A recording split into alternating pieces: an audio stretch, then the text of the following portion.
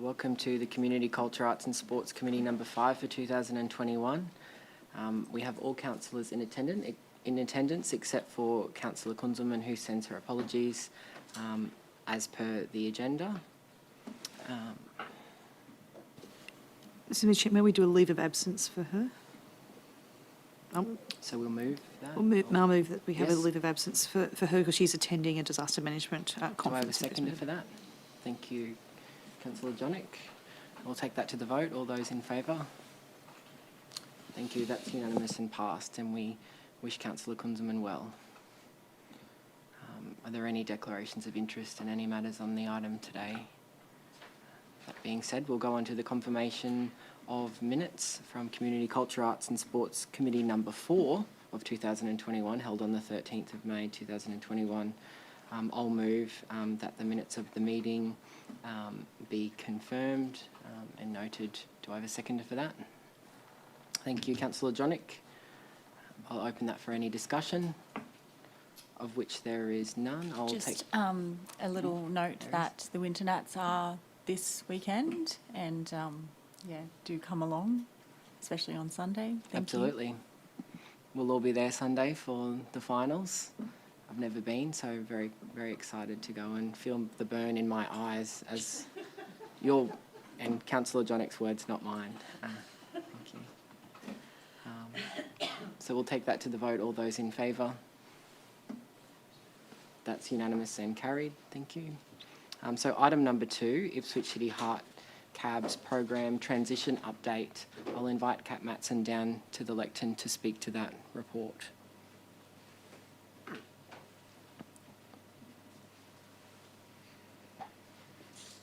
Good afternoon, Chair, Mayor and Councillors. Kat Matson, Manager of Economic and Community Development.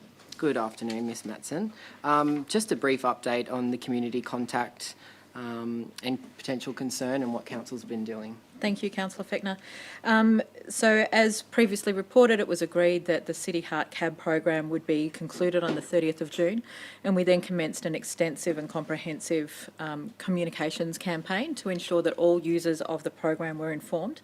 That program's obviously working because we've received a handful of inquiries asking about what their alternatives are. Just to give the committee an update on everything that has been done, the 1-3 cabs have been contacted and informed of the change. The current shopping centres that were leveraging the program have been contacted.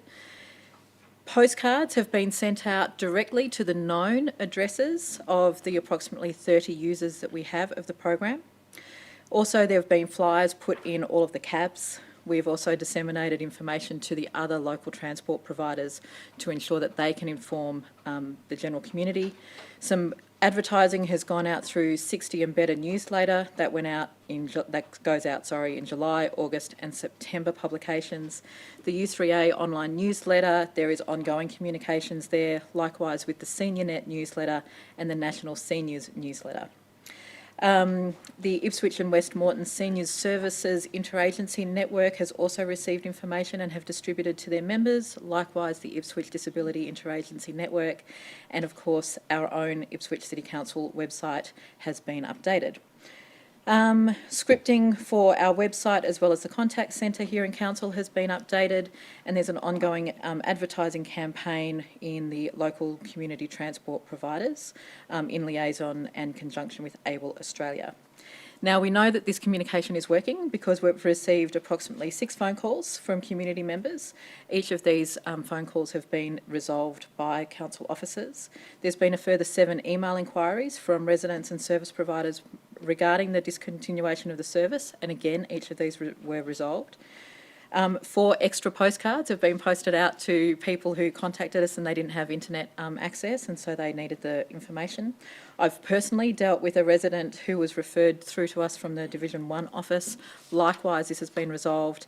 And there's one current ongoing conversation with a lady called Ruth. She's been referred on to Able Australia, who are working with her directly to come up with a transport plan for her mother. Awesome. Thank you. Any further questions? Oh, yes, please. Ms Matson, when you say that it's resolved, what does that mean? Does that mean that there's an alternative that's been found for them? Yes. Or we're left hanging. No, no one, absolutely no one has been left hanging. Alternatives have been found, and the customers know exactly how to obtain those alternatives. And the residents are happy with that? Okay. Yes. Any further questions? Thank you, Ms. Madsen. Thank you. So we won't be moving recommendation B, but we will move recommendation A, that the Ipswich City Heart Cabs program transition update be received and noted by this committee. Do I have a seconder for that? Thank you, Mayor. I'll open that up for any discussion. Mayor? Chair, I'm very passionate about community transport. I was the president of the coordinating organisation with disabilities in Ipswich, which is now Star Community Transport, which is one of these groups here. I know firsthand the difference having good community transport makes for people who are elderly with disabilities or have social isolation. So I've been following this quite closely, and without a doubt, when I look through the paperwork and I look at I've got a council committee paper, I think, from back in November 2010, which talks about the reason why the council did this was developed in response to trial the subsidised transport service for eligible seniors and to also help people who are transport disadvantaged and socially isolated. So back then in 2010, there was no NDIS, there was no My Aged Care. So I think this was a really great program that really fitted a gap that our community desperately needed. Moving on now, NDIS was rolled out in Ipswich as of the 1st of July 2017. My Aged Care has come out. My main concern is that I don't want anyone left behind. I can see from the reports there's about 30 people that are using this. I just want to make sure that no one is left behind. I'm very pleased with the communication that's going out because we need to do everything we can to support these people.